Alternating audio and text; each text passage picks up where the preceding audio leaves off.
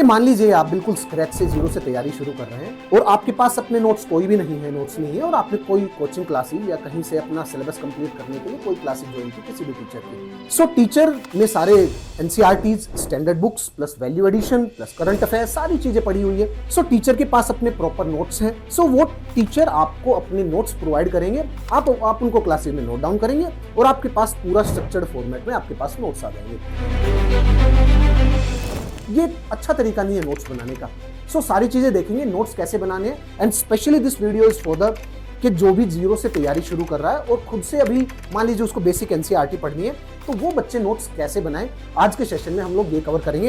And yes, from the geography perspective आप ये जो स्ट्रेटजी है आप इसको हर किसी सब्जेक्ट में यूज कर सकते हैं।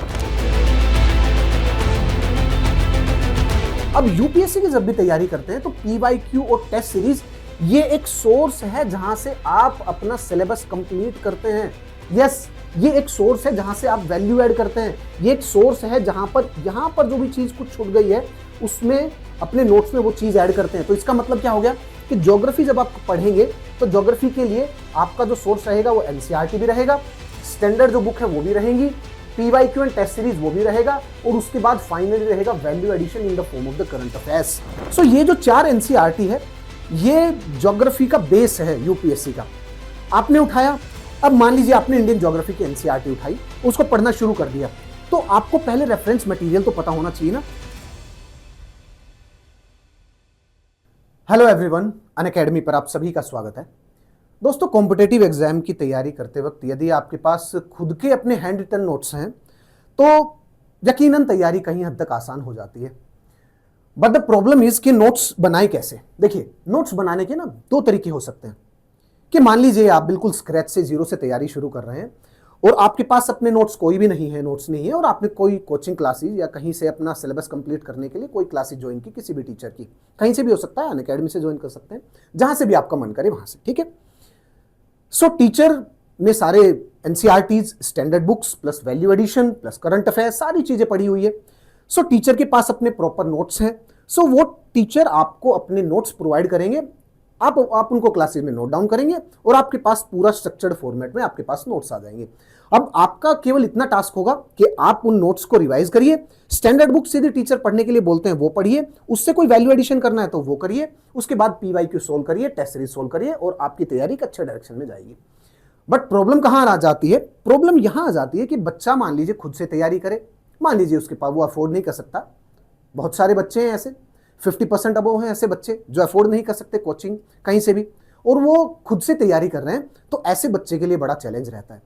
नाउ ऐसे बच्चों के लिए अब हम यहां पर एक सेशन लेकर के आए हैं। This session it is about कि यदि आप खुद से तैयारी कर रहे हैं तो अपने नोट्स बनाए कैसे।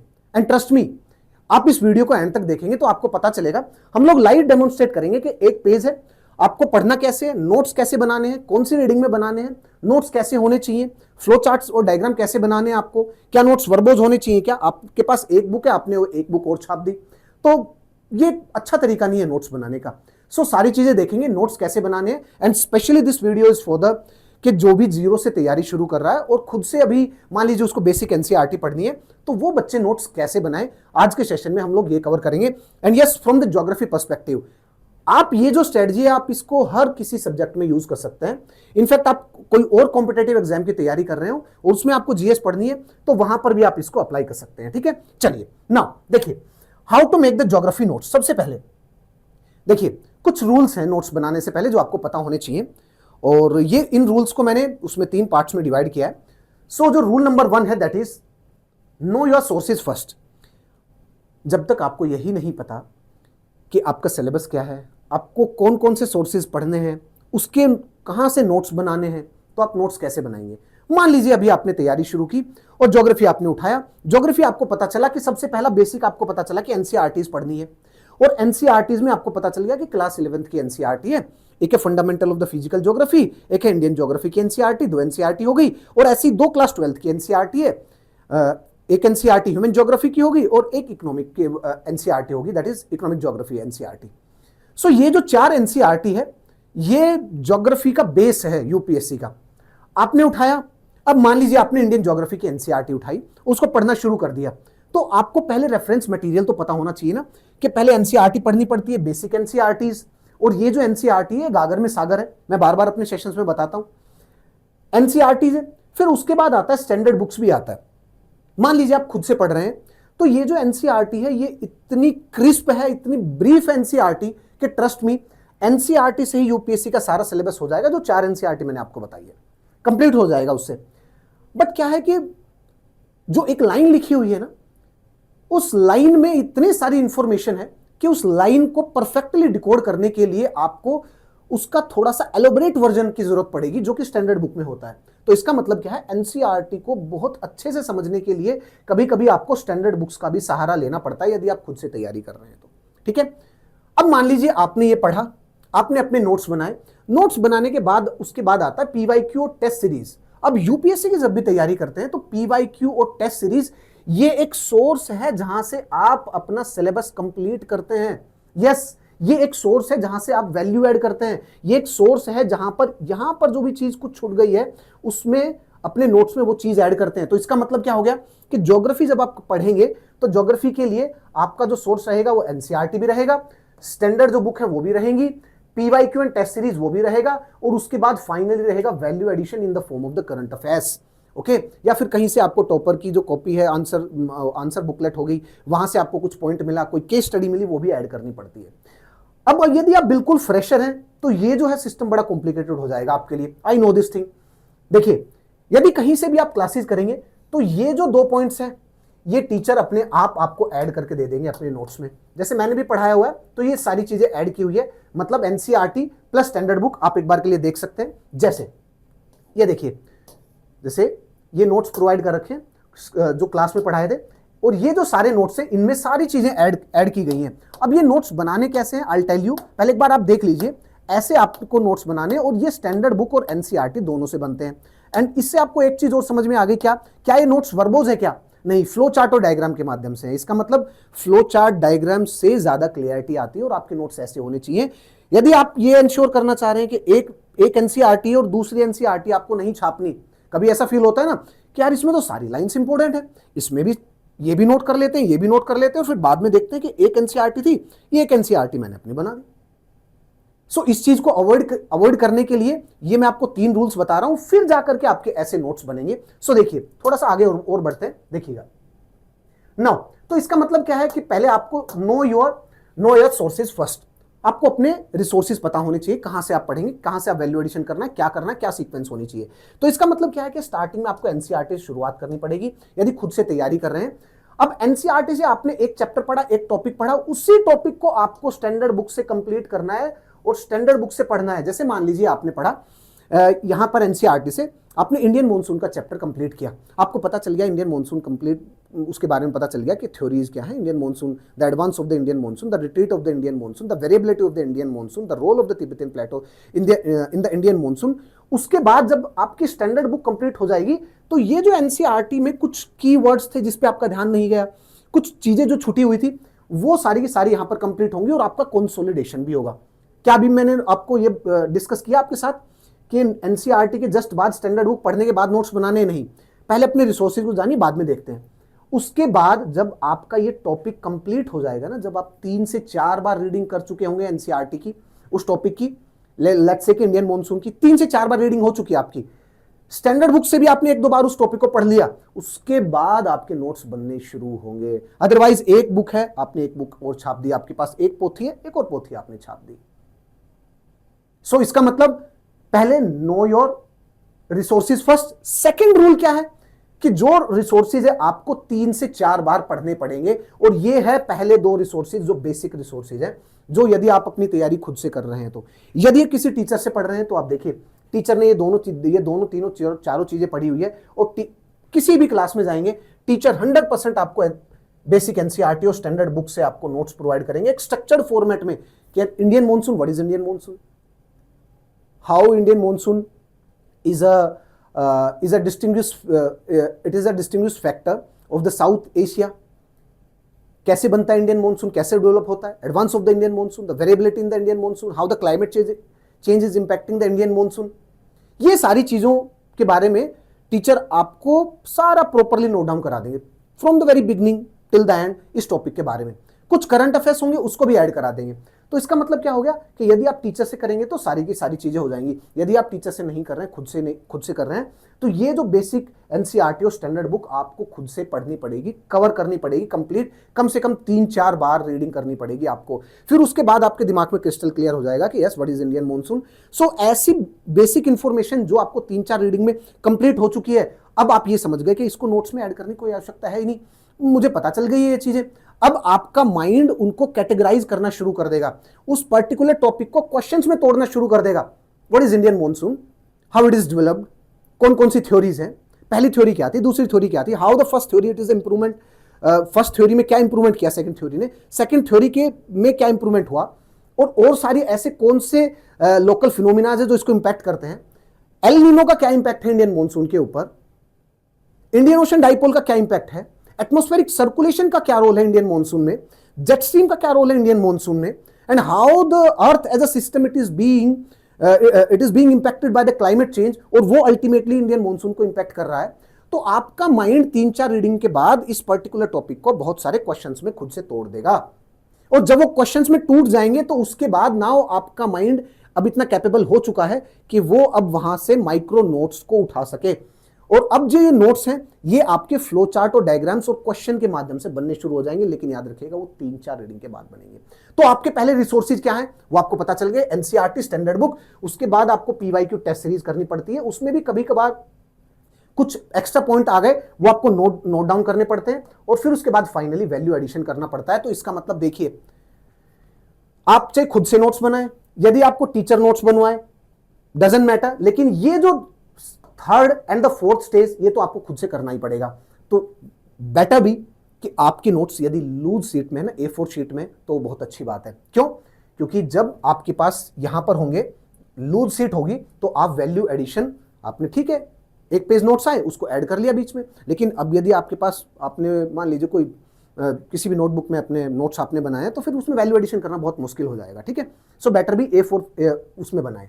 तो first point is, the first rule is know your resources first, सबसे पहला पॉइंट। सेकंड, देखिए, never make the notes after the first reading, कभी मत करिए ये गलती की तो इसका मतलब एक पोथी है दूसरी पोथी आप तैयार कर रहे हैं, याद रखिएगा ये गलती मत कर दीजिएगा।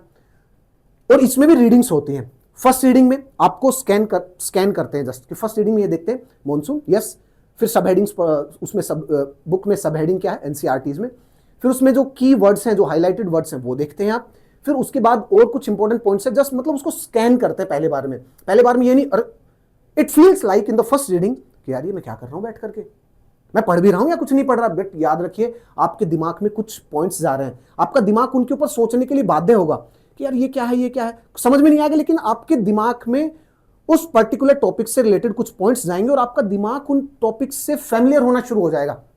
जब सेकंड रीडिंग आती है ना, तो सेकंड रीडिंग में अब आपका दिमाग थोड़ा सा और एक्टिवली कॉन्शियस होकर के उन चीजों को पढ़ेगा।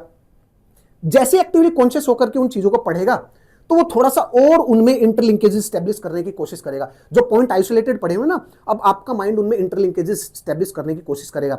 फिर आप थर्ड रीडिंग करेंगे, फोर्थ रीडिंग में आपका माइंड उस टॉपिक को बाइफरकेट कर देगा, व्हाट में व्हाट वाई, और ऐसे करके उसको बाइफरकेट कर देगा। 3-4 रीडिंग के बाद ही अपने नोट्स बनाएं प्लीज। पहली रीडिंग में कभी मत बनाइएगा, जो मैक्सिमम जो बच्चे गलती करते हैं वो यही करते हैं, फिर बाद में दिखाते हैं सर ये देखिए एक एनसीईआरटी 100 पेज की, मेरे नोट्स 150 पेज के, ये कैसे हो गया सर? क्योंकि आपको फर्स्ट जो रीडिंग थी उसमें सारे के सारे जो लाइन्स है वो सारी इंपॉर्टेंट लगी, आपने सारी नोट डाउन कर दी आपने, ये तरीका गलत था। सो पहले अपना ये आइडेंटिफाई कीजिए कि आपके रिसोर्सेज क्या हैं। कोई भी एग्जाम की तैयारी करें, रिसोर्सेज आइडेंटिफाई करिए। ये स्पेसिफिकली ज्योग्राफी के लिए, यूपीएससी के लिए और स्टेट पीसीएस के लिए। Second is never make the notes after the first reading. The third is your note should not be verbose. इसका मतलब क्या है कि आपके नोट्स में बहुत ज्यादा बड़े बड़े सेंटेंस नहीं होने चाहिए, कि बड़े बड़े पैराग्राफ कि पूरा पहले उससे एक पेज है उसके टॉप से शुरू किया आपने नोट बनाने, the Indian monsoon is this. बेटा ऐसे नहीं करना। आपके जितने कम वर्ड्स हो, जितना आपके नोट्स कम वर्बोज हो उतना बेहतर है। तो इसका मतलब आपके नोट्स जो है फ्लो चार्ट डायग्राम के माध्यम से होना चाहिए। This is showing the clarity in your mind. यदि आपके डायग्राम्स ज्यादा है ना तो वो आपके माइंड में क्लियरिटी शो कर रहा है वो। देखिए, so your note should not be verbose. अब हम देखते हैं लाइव डेमोन्स्ट्रेशन देखते हैं इस चीज का। देखिए, live demonstration of the notes making. मान लीजिए एनसीईआरटी क्लास 11th की एनसीईआरटी ज्योग्राफी की, इसमें हमने उठाया chapter 4, that is about the climate, that is about the monsoon. ठीक है, अब मान लीजिए ये पहला पेज है, आपको इस पहले पेज का नोट्स बनाने हैं। आई नो कि आपको थोड़ा सा क्लियर दिखाई नहीं दे रहा होगा, ये कंप्लीट पेज मेरे को शो करना था, तो इसीलिए चलिए कोई बात नहीं, इसको जूम कर लेते हैं और फिर देखते हैं। अब वीडियो को पॉज कीजिएगा, 720 और 1080 पिक्सल में कीजिएगा, फिर थोड़ा सा क्लियर दिखाई देगा। ठीक है, चलिए देखिए, नहीं तो एनसीईआरटी ले लीजिए, डाउनलोड कर लीजिए, 4 चैप्टर को देखिए और फिर हम यहां पर नोट्स बनाएंगे। ठीक है, देखिए पहले आपको ये पूरा का पूरा पढ़ना है, ये पूरा टॉपिक पढ़ना है आपको। हो सके तो पूरा एनसीईआरटी को, मतलब ये जो पर्टिकुलर टॉपिक है ये पूरा पढ़िए एनसीईआरटी से। आई नो कि समझ में नहीं आएगा, बट इट्स ओके। दूसरी बार जब सेकंड रीडिंग करें फिर से पढ़िए, थर्ड रीडिंग करेंगे फिर से उसको अच्छे से पढ़िए, और जब आप थर्ड रीडिंग हो जाएंगे ना तो आपका माइंड चीजों को बाइफरकेट करना शुरू कर देगा, आपका माइंड क्वेश्चंस पूछना शुरू कर देगा। चलिए अब नाउ जैसे ही आप क्लाइमेट का वाला ये जो पर्टिकुलर 4th रीडिंग में ये पर्टिकुलर पेज पढ़ेंगे, अब आपका माइंड क्वेश्चंस करना शुरू कर देगा। देखिए क्या लिखा हुआ है, we drink more water during the summers, your uniform during the summer is different from the winter. ये आपके बारे में नॉर्मल बात कर रहा है। ठीक है, Why do you wear lighter clothes during the summer and heavy woolen clothes during the winter in the North India?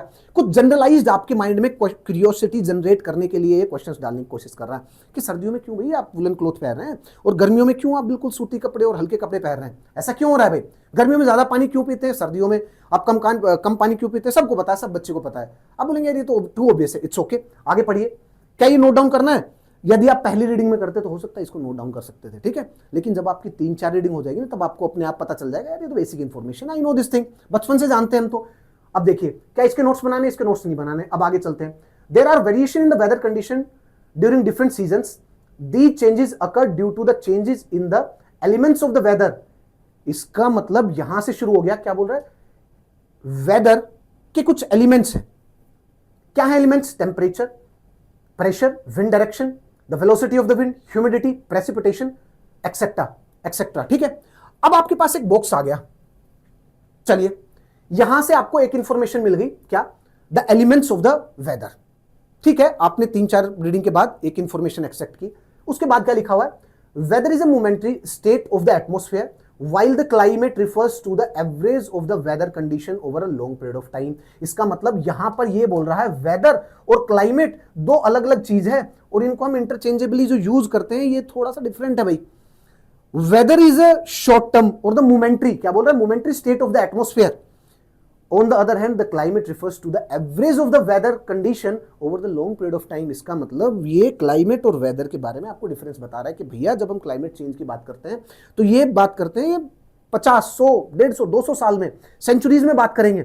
लेकिन जब भी हम वेदर की बात करते हैं तो उसमें डे टू डे की बात हो जाएगी। आज की वेदर, कल की वेदर। आपने सुना होगा ना कि कल की जो वेदर होगी वो ऐसी होगी, लेकिन आप ये नहीं सुनेंगे कि कल का जो क्लाइमेट होगा वो ऐसा होगा। तो इसका मतलब climate is a long term phenomena, जो वेदर है शॉर्ट टर्म है। चलिए इन दोनों के एलिमेंट क्या हैं? आप ये बोलते हैं मौसम विभाग से, जब हम देखते हैं आईएमडी की, इंडियन मेट्रोलॉजिकल डिपार्टमेंट की, जब न्यूज में कोई भी आएगा कि भाई कल की जो वेदर होगी वो ये होगी, तो उसमें देखते हैं जी कल की वेदर ये होगी, तो कल की वेदर में बहुत सारी चीजें आएंगी ना, विंड इतनी होगी, विंड की डायरेक्शन इतना होगा, स्पीड इतनी होगी, ह्यूमिडिटी इतनी होगी, टेम्परेचर इतना होगा। तो इसका मतलब the climate and the weather की जब भी बात करते हैं तो इनके जो कुछ जो एलिमेंट्स हैं वो ये हैं, the humidity, precipitation, wind direction, temperature and the pressure. चलिए आगे चलिए। You have already studied about the monsoon in your early classes. आपने मॉनसून के बारे में पढ़ा। You are aware of the meaning of the word monsoon and the monsoon connotes the climate associated with the seasonal reversal. तो इसका मतलब monsoon के बारे में बात कर रहा है। तो मॉनसून क्या बोल रहा है? Monsoon it is nothing but the seasonal reversal, the seasonal reversal in the direction of the wind. Exactly यही लाइन यूपीएससी ने 2014 में पूछा था। Yes, if I am not wrong, yes 2014 में पूछा था कि मॉनसून क्या है, और उसमें 4 ऑप्शन बड़े क्लोज थे। Monsoon it is nothing but the seasonal reversal of the wind और the periodic reversal of the wind. देखिए एनसीईआरटी से डायरेक्ट एक लाइन उठा करके दी थी, और उस क्वेश्चन की जब आप लैंग्वेज पढ़ेंगे ना थोड़ी सी जटिलता लगेगी आपको, यदि आपको डीपली अगर ये समझ में नहीं आ रहा है कि मॉनसून है क्या, क्योंकि जब क्वेश्चन आसान आएगा तो ऑप्शन टफ बनाते हैं उस क्वेश्चन को। देखिए India has hot monsoon type of the climate which is prevalent climate in the south and the southeast Asia। इसने बारे में बात की। इसका मतलब बेटा ये जो पूरा का पूरा जो पैराग्राफ था, इसमें जो इंफॉर्मेशन है और जो नोट्स बनेंगे वो कैसे, आप इसको 4-5 बार पढ़ेंगे। 4-5 बार पढ़ने के बाद क्या करेंगे, आप अपने नोट्स बनाने शुरू करेंगे। जैसे क्लाइमेट, देखिए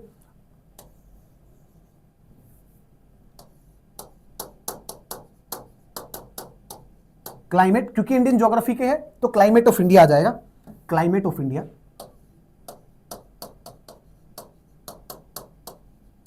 climate of India, climate of India. और जितने अच्छे नोट्स बना सके उतना ज्यादा बेहतर है भाई, क्योंकि जब अच्छे नोट्स होंगे तो पढ़ने में मजा आता है भाई, ठीक है। नहीं जी मैं तो बिल्कुल खिचड़ी बना के रखूंगा, पहले जो स्टार्टिंग के नोट्स है ना, खिचड़ी बना मजा नहीं आएगा भाई, ठीक है। क्लाइमेट ऑफ द इंडिया, आपने ये मान लीजिए आपका पूरा पेज है। अब आपको क्या देखना है, यहां से इंफॉर्मेशन क्या एक्सट्रैक्ट किया आपने। सर्दियों में गर्म कपड़े पहनते हैं, गर्मियों में सूती कपड़े पहनते हैं, बिल्कुल पतले। क्या ये लिखना है? नहीं लिखना। क्या लिखना है यहां पर? सबसे पहले आपको 2 कीवर्ड्स हैं आपके पास। क्या है? सबसे पहले वेदर, दूसरा क्या है? Climate. The second is the climate, कि क्लाइमेट क्या होता है, वेदर एंड क्लाइमेट। तो इसका मतलब सबसे पहले आपको वेदर के बारे में क्या, इसकी पूरी डेफिनेशन लिखेंगे मास्टर बैठ करके? नहीं बेटा, केवल कीवर्ड लिखने हैं। सेकंड क्या है? द सेकंड इज, चलिए वेदर में क्या लिखें? वेदर में केवल इतना लिखना है, this is a momentary state of the atmosphere. बस momentary state of the atmosphere आप अपने आप समझ जाएंगे। तो इसका मतलब क्या है?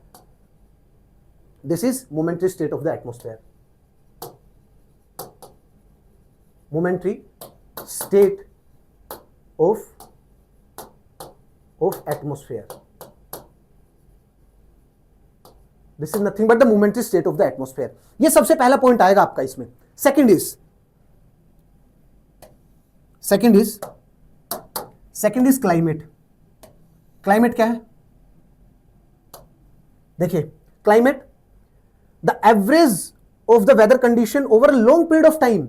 Average of the weather condition over a long period of time, average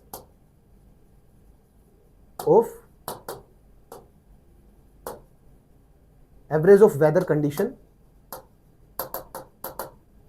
over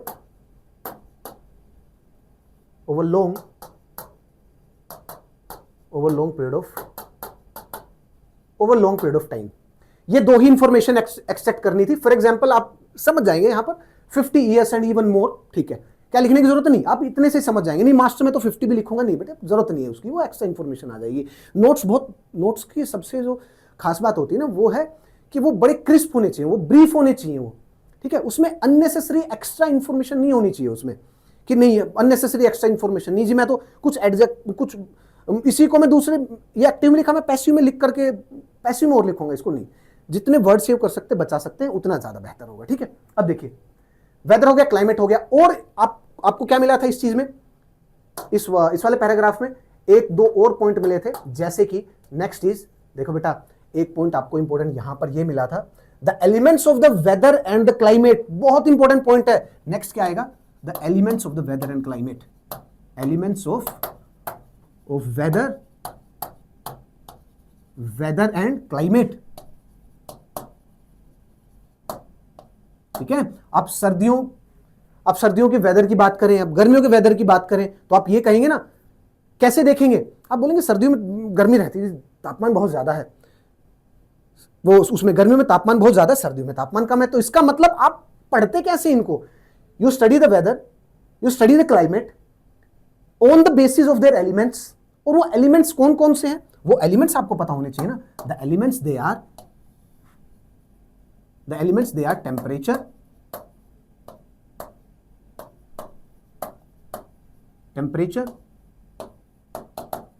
wind इसकी स्पीड है ना, velocity, humidity, atmospheric pressure, ATM pressure. Space कम है तो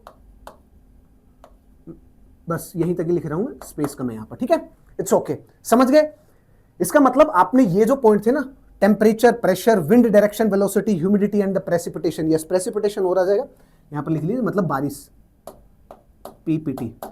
तो बेटा बस ये इतना था, ये पूरे पैराग्राफ का क्रक्स इतना ही था।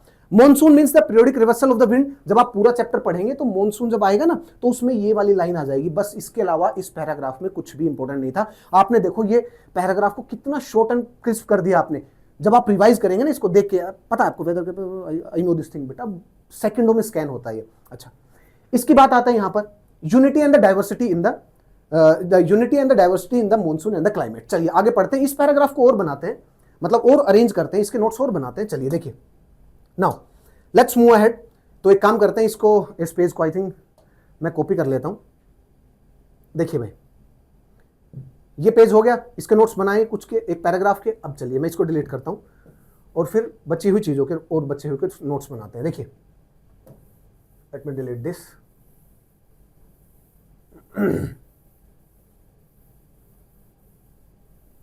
अब आप नेक्स्ट जो पैराग्राफ उसको पढ़िए ठीक से एक बार के लिए प्लीज, और फिर उसके बाद हम देखते हैं कि नोट्स कैसे बनेंगे इसके। देखिए,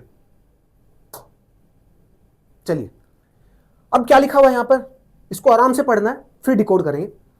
the monsoon regime emphasizes the unity of the India with the rest of the South East Asian region।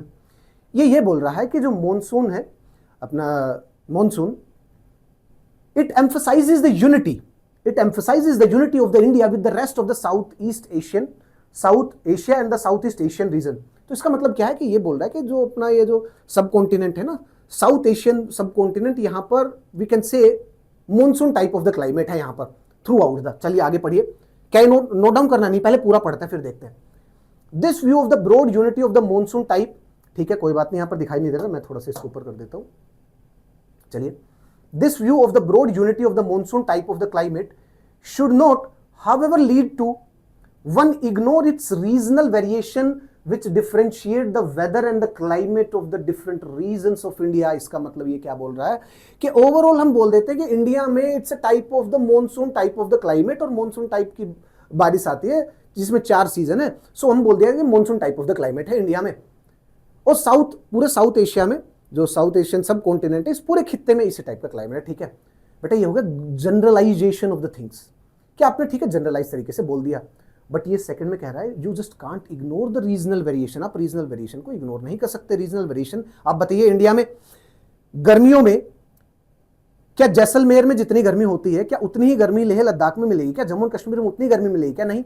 आप कहेंगे मास्टर नहीं। क्या बेटा जितना गारो खासी, जैसे मौसनराम हो गया मेघालय में जो एक रीजन है, मौसनराम हो गया, तुरा हो गया, क्या उतनी ही बारिश होती है क्या वहां पर जितनी जैसलमेर में होती है? नहीं, वहां बोलेंगे वहां मास्टर वहां तो बहुत ज्यादा बारिश होती है ना, यहां पर लेकिन कम बारिश होती है। ऐसा क्यों? सो ये what this is showing the regional variation in the precipitation. Regional variation in the precipitation. उसी के साथ साथ there is a regional variation in the temperature. Regional variation temperature में कैसे? सर्दियों और गर्मियों में देखिए आप, सर्दियों में the temperature Jammu and Kashmir में कितना है? माइनस में। हिमाचल प्रदेश में कितना? माइनस में। वहीं तिरुवनंतपुरम केरला में है माइनस में क्या? नहीं। तो इसका मतलब सीजन्स में भारत की अलग अलग लोकेशन में अलग अलग तापमान टेम्परेचर है, प्रेसिपिटेशन भी अलग अलग मिलता है।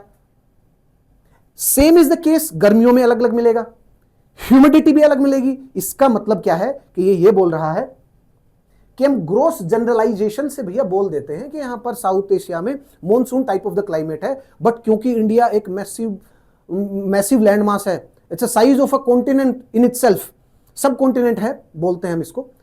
सो सब कॉन्टिनेंट का साइज है इसका, इसमें रीजनल वेरिएशन तो जरूर मिलेगी। तो ये बोल रहा है, आगे चलते हैं क्या बोल रहा है फिर उसके बाद। अब देखिए, अब ये बता रहा है आपको, एग्जांपल्स बता रहा है क्या। For example the climate of the Kerala and the Tamil Nadu in the south, they are so different from that of the Uttar Pradesh Bihar in the north. कि तमिलनाडु का और केरला का जो क्लाइमेट है वो बिहार और यूपी के क्लाइमेट से डिफरेंट है भाई। आगे क्या बोल रहा है, and yet all these have a monsoon type of the climate. Different है when you talk about the parameters of the weather and the climate, वो केरला तमिलनाडु का यूपी और बिहार से डिफरेंट है, बट टुगेदर हम पूरे होल सम में बोल सकते हैं कि यहां पर monsoon type of the climate है। चलो आगे क्या बोल रहा है। अब देखिए, the climate of India has many regional variations expressed in pattern of the wind, temperature, rainfall, rhythm of the season and the degree of the वेटनेस and the dryness. इसका मतलब क्या हो गया, ये बता रहा है कि जब हम क्लाइमेट की बात करें, रीजनल वेरिएशन की बात करें, किसी भी चीज की बात करें, तो हम उसको पैरामीटर में तोड़ लें।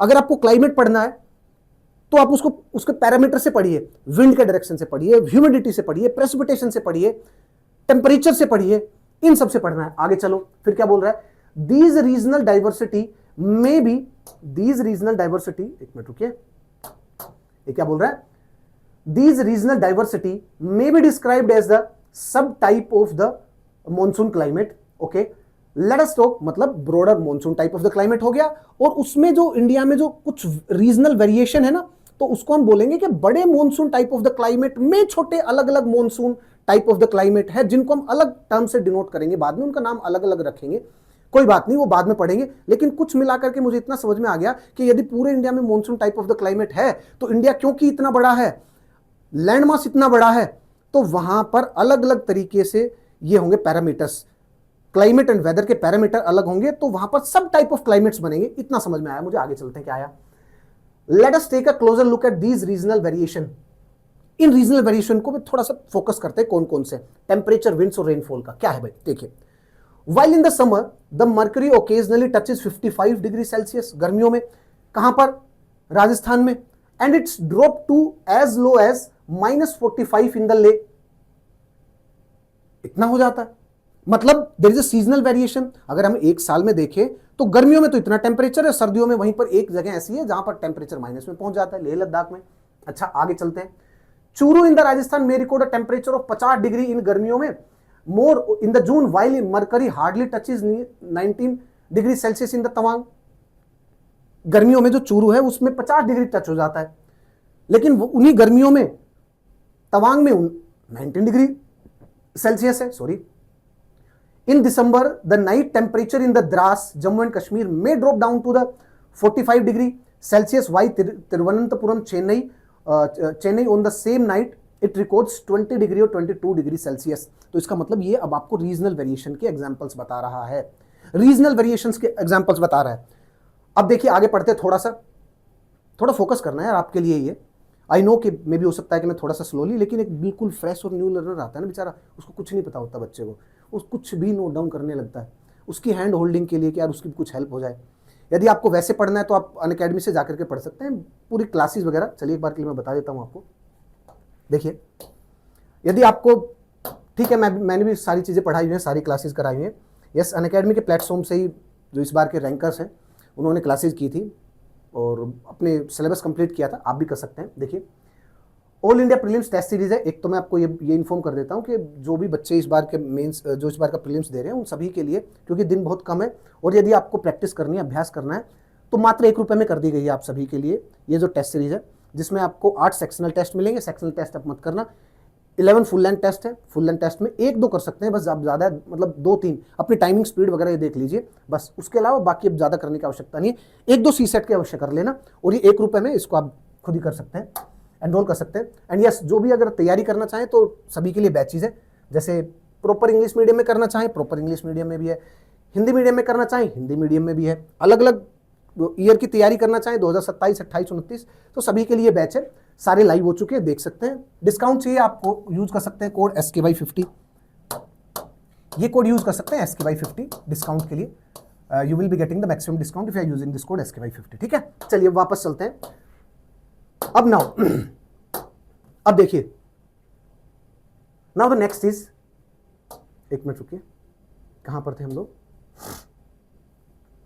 लोग यहां पर थे। इस पैराग्राफ के नोट्स बना लिए थे, अब हम इस पैराग्राफ को देख रहे थे, इसमें भी हम यहां पर आ चुके थे। देखिए, दीज एग्जांपल्स कंफर्म, ये जो एग्जांपल्स देखे हम रीजनल वेरिएशन के इन the temperature, in the pressure, these examples confirm that there are seasonal variation in the temperature from place to place and from region to region in the India। हाँ भाई, बिल्कुल सही है।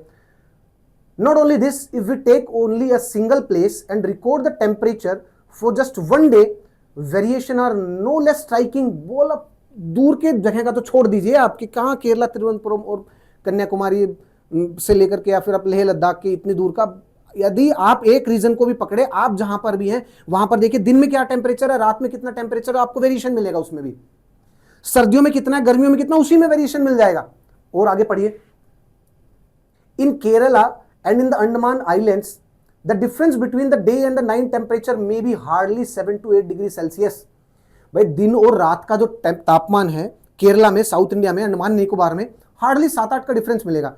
दिन में हो जाएगा 32, 33, रात में हो जाएगा 25, 26। तो रेंज कितना, डिफरेंस कितना आ गया भाई, रात में 26 हो गया, दिन में 33 हो गया, तो डिफरेंस कितना आ गया ये, ठीक है, 7 का हो गया, ठीक है, ओके। चलिए, यदि अब गर्मियों में जैसलमेर में है तो दिन में तापमान 50, 51, कभी 52 डिग्री पहुंच जाएगा, रात में वहीं अब ठंडी हवा चलेगी, आराम से चद्दर ओढ़ करके सो सकते हैं।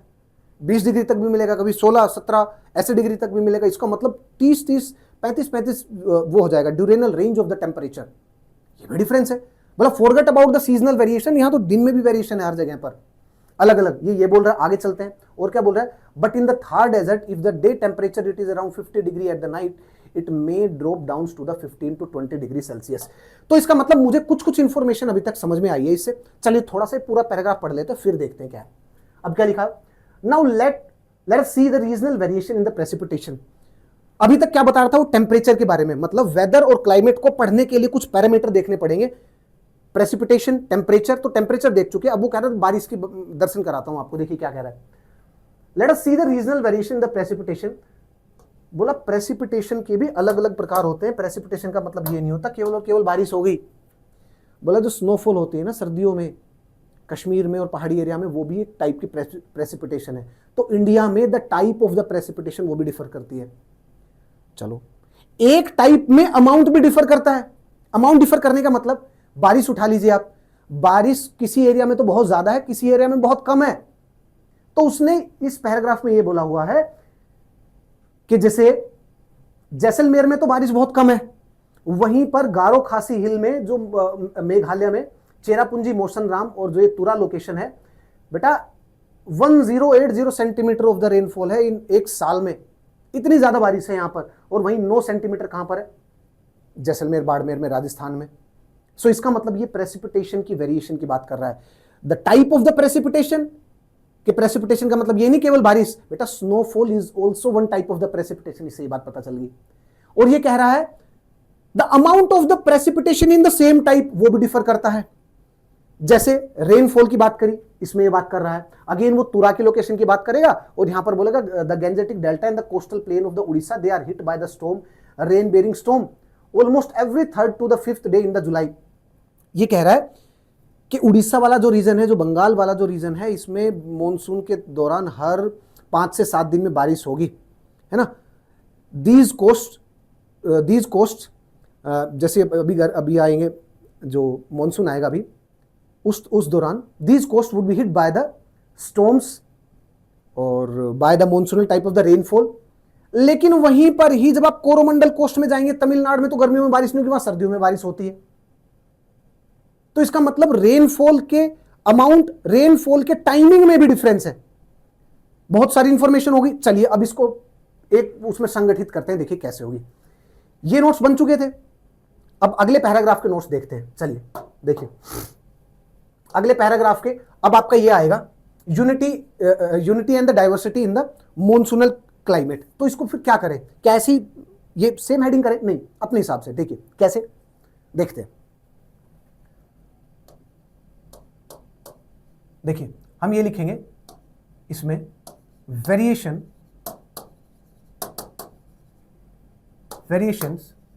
इन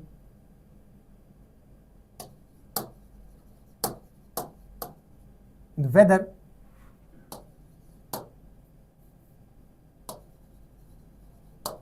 अक्रॉस इंडिया। ठीक है, variation in the weather across India, मतलब ये एक सब हेडिंग है इसी में। ठीक है, अब देखिए इसमें आप क्या नोट डाउन करेंगे, इसमें आप ये चीज नोट डाउन करेंगे, इसमें कुछ पॉइंट्स नोट डाउन करने हैं बेसिकली, ज्यादा कुछ भी नहीं है। जैसे कि आप बोलेंगे वैसे we have the monsoon type of the climate. ठीक है, वैसे we have, India has monsoon type of climate, monsoon,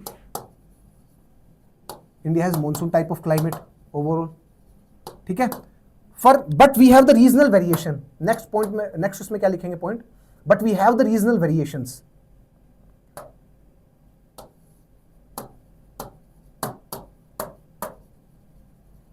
but we have regional variations, but we have regional variations, ठीक है। रीजनल वेरिएशन है, regional variation in terms of what, दो तरीके से discuss कर रखा है यहां पर, regional variation in terms of the pressure and the in terms of the precipitation and the temperature. Regional variation हम दो तरीके से पढ़ते हैं, प्रेसिपिटेशन पहले तो temperature, regional variation in the temperature, temperature and precipitation यहां कर लेते हैं, टेम्परेचर एंड प्रेसिपिटेशन मतलब बारिश,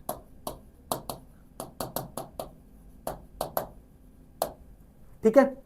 मतलब element of the weather and the climate, उसमें बहुत सारी चीजें हैं, तो हम दो चीजें देख रहे हैं, टेम्परेचर एंड प्रेसिपिटेशन। चलिए, और इसमें क्या लिखा हुआ था, अब फिर उसने उदाहरण दिए थे टेम्परेचर के, सीजन में भी उदाहरण दिए और जगह पर भी उदाहरण दिए थे, प्लेस में भी।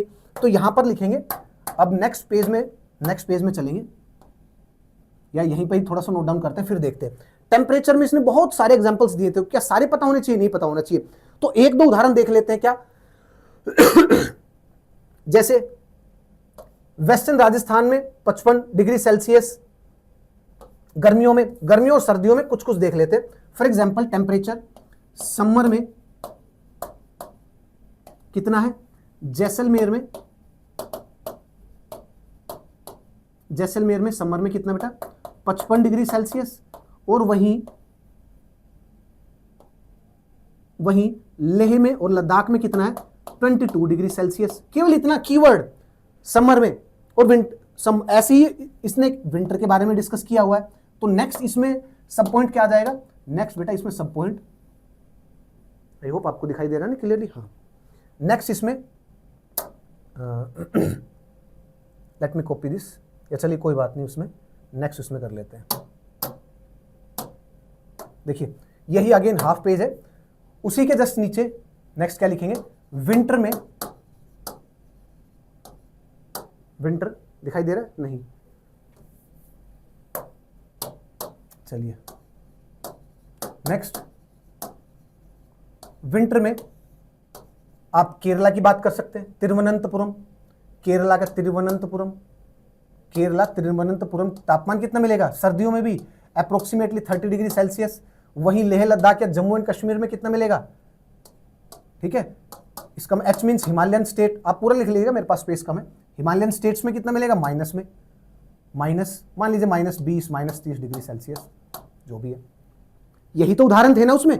अब क्या है कि प्रेसिपिटेशन की बात कीजिए, तो प्रेसिपिटेशन में भी अब अगेन उदाहरण की बात कीजिए यहां पर, जैसे again the amount of the type of the precipitation, type तो दो तरीके की टाइप आएगी, एक आएगा स्नोफॉल, इसका उदाहरण लिख लीजिए स्नोफॉल का, कि जैसे विंटर में snowfall in winter in Himalayan region, और यहां पर रेनफॉल टाइप में क्या आएगा, प्रेसिपिटेशन में रेनफॉल। तो रेनफॉल के नीचे एक एरो लगा करके नेक्स्ट पेज में, जो नेक्स्ट पेज होगा ये यहां पर आ जाएगा, नेक्स्ट पेज में यहां पर। और एक यहां पर आप ऐसे कर सकते हैं, फॉर एग्जांपल आप एक छोटा सा इंडिया का मैप बना करके, पहले आपने क्या लिखा, पहले आपने टाइप लिखा, अब सेकंड क्या आ जाएगा, अमाउंट ऑफ द रेनफॉल। उसमें भी तो अंतर है ना, अमाउंट ऑफ रेनफॉल और अमाउंट ऑफ द रेनफॉल जो सेकंड पॉइंट था, इसमें आप लोग क्या डिस्कस कर सकते हैं, इसमें एक minute, amount of the rainfall में आप ये डिस्कस कर सकते हैं। आप एक काम करिए, ऐसे कार्टेशियन वो बनाइए, समझ लीजिए ये इंडिया का नॉर्थ है, ये इंडिया का साउथ है, ये इंडिया का ईस्ट है, ये इंडिया का वेस्ट है। यहाँ पर बनाइए कि यहाँ पर गारो खासी हिल में मौसनराम है, चेरापूंजी है, तुरा है, जहाँ पर कितनी बारिश है 1080 सेंटीमीटर पर ईयर, और वहीं पर ये क्या हो गया, जैसलमेर बाड़मेर, जहाँ पर कितनी है 10 सेंटीमीटर पर ईयर रेनफॉल। अब आपका ये कंप्लीट हो गया। ये देखिए कैसे हमने नोट्स बनाए। Are you getting my point? देखिए ये पैराग्राफ था, इसमें इंफॉर्मेशन कितनी थी, सिर्फ इतनी इंफॉर्मेशन थी, उसके अलावा कुछ इंफॉर्मेशन नहीं थी एक्स्ट्रा, और ये बिल्कुल एग्जॉस्टिव नोट्स हैं, मतलब प्रॉपर अंडरस्टैंडिंग के बाद ये तब बने हैं ये। उसके साथ साथ फिर जो नेक्स्ट जो था, मतलब ये पूरा का पूरा यहां पर क्या लिख रखा था, ये यहां से यहां तक जो भी इंफॉर्मेशन थी ये कंप्लीट, और उसके बाद जो नेक्स्ट पेज था उसमें भी जैसे ये यहाँ तक ये कंप्लीट थी। इस इंफॉर्मेशन को अपन ने किस में समराइज कर लिया, variation in the weather across the region. पहले हमने लिखा जनरलाइज जो India is the monsoon type of the climate, but we have the regional variation. Variation किसमें, टेम्परेचर में, जैसे गर्मियों में ये इतना, सर्दियों में इतना, प्रेसिपिटेशन टाइप में था, और उसके बाद अमाउंट ऑफ द प्रेसिपिटेशन। बस इसके ज़्यादा, इसके अलावा और ज़्यादा इसमें इंफॉर्मेशन एक्सट्रैक्ट करने की जरूरत नहीं थी। फिर उसके बाद हम नेक्स्ट उस पर जाएंगे, फिर देखेंगे factor determining the type of the climate. ऐसे कौन कौन से कारक हैं जो उसको डिटरमाइन करते हैं हमारे क्लाइमेट को। फिर आप कहेंगे लैटिट्यूड, फिर उसके बाद the Himalayan mountain range, the distribution of the land and the water, the distance from the sea. फिर ऐसे ही इसको 4-5 बार पढ़ेंगे, फिर अपने नोट्स बनाएंगे। और कभी कभी कैसे होता है कि इस पूरे एनसीईआरटी के इस चैप्टर का आपने 4-5 बार रीडिंग की, फिर स्टैंडर्ड बुक से उसी टॉपिक की 2-3-4 बार रीडिंग की। अब जब आपके पास जो पूरी इंफॉर्मेशन अभी आपके पास इस टॉपिक के लिए जितनी भी है वो रेडी हो गई, अब फिर अपने नोट्स बनाते हैं। उसमें जटिल है एक्सरसाइज, ऐसी बात नहीं है, ईजी है। और जो ईजी समझता है ना वो पूरी की पूरी पोथी छाप देता है। This is how you should be preparing your own notes. किसी भी सब्जेक्ट के हो, यदि आप खुद से कर रहे हैं तो ऐसे ही करने पड़ेंगे भाई, और आराम आराम से होगा, इसी तरीके से होगा। और नोट्स जब भी बनते हैं फ्लो चार्ट और डायग्राम के माध्यम से बनते हैं। देखिए जैसे मैं आपको ये दिखा देता हूँ कि ये जो मैंने क्लास सीरीज में बनवाए हैं, इसी चैनल पर जाइएगा, फ्री में पूरी क्लाइमेटोलॉजी मैंने पढ़ाई हुई है, बेसिक से ये सारे नोट्स वहीं पे ही हैं। एंड ये और भी आपको नोट्स देखने, एंड ऑफ कोर्स यदि आपने यहाँ तक देखा है तो आप सीरियस बच्चे हैं, आप इस टेलीग्राम चैनल को स्कैन कर सकते हैं, आप मेरे से जुड़ जाएंगे। वहाँ पर बहुत सारे नोट्स पढ़े हैं, फ्री में सारे नोट्स पढ़े हैं एनसीईआरटी वगैरह के। आप मुझसे पूछ लीजिएगा, मैसेज कर दीजिएगा, मैं आपको बता दूंगा। वहाँ से डाउनलोड कर सकते हैं, इस चैनल को ज्वाइन कर लीजिएगा। एंड आई नो यदि आपने अभी तक सेशन देखा है तो इसका मतलब आप सीरियस ही हैं, ठीक है। तो आप यहाँ से, इसलिए मैंने बाद में टेलीग्राम चैनल शुरू किया, ठीक है। चलिए कोई बात नहीं। ये देखिए नोट्स, डेमो नोट्स क्लाइमेटोलॉजी के, एक टॉपिक है एटमॉस्फेरिक सर्कुलेशन के। इसमें एनसीईआरटी प्लस जो स्टैंडर्ड बुक्स हैं वो सारी की सारी ऐड हैं। ऐसे नोट्स बनेंगे। फिर उसके बाद अपने PYQs कीजिए और बस that's all, you are completely sorted then, ठीक है। So that's all for the session. आपको कोई भी डाउट हो टेलीग्राम चैनल पे मुझसे पूछ लीजिएगा। एंड यस, इतने देर से सुनने के लिए थैंक यू वेरी मच। इतने देर से सुन रहे हो यार, पेशेंस के लिए थैंक यू वेरी मच। जय हिंद, जय भारत।